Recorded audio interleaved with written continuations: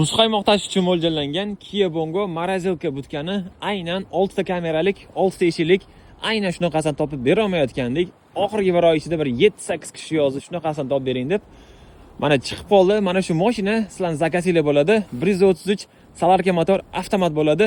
Xo'p, mana shu butkani o'zini alohida olaman desangiz ham $13,500 bo'ladi. Xo'p, narxi $18,000 bilan mana shunday holatda buzmasdan O'zbekiston tamoyilchisigacha yetkazib beramiz.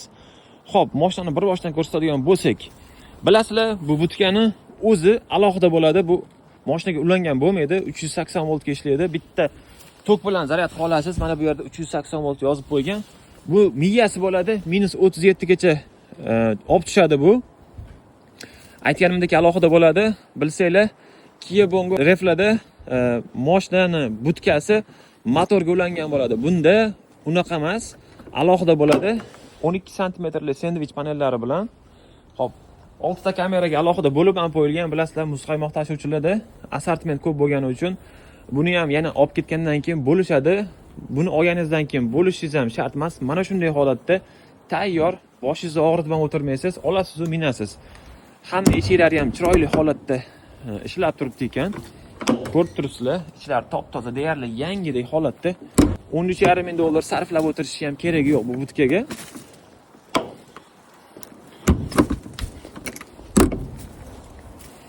Xo'p, buni butkani alohida 380 voltga ulab turib, alohida xolodilnik sifatida ishlatsangiz ham bo'ladi.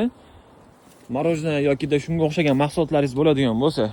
Xo'p, mashinamiz Salarka bo'lgani uchun rassom moshkasi biroz qimmatroq chiqadi. 16,000 bilan 17,000 atrofida chiqib turibdi. Hozirgi kecha kunduzda. Xo'p, hadi bunaqasi chiqavermaydi.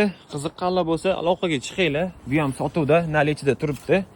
Bu yerda ham 6 ta eshiklik, o'zi Andijon muzqaymoqlari bilan shug'ullanadigan akalar bo'lsa, o'zi tushunishadi bu butkani. Xaridori rosa ko'p. Mashina mana shu holatda akalar. Salarka bo'ladi bunisi. Aytganimdek.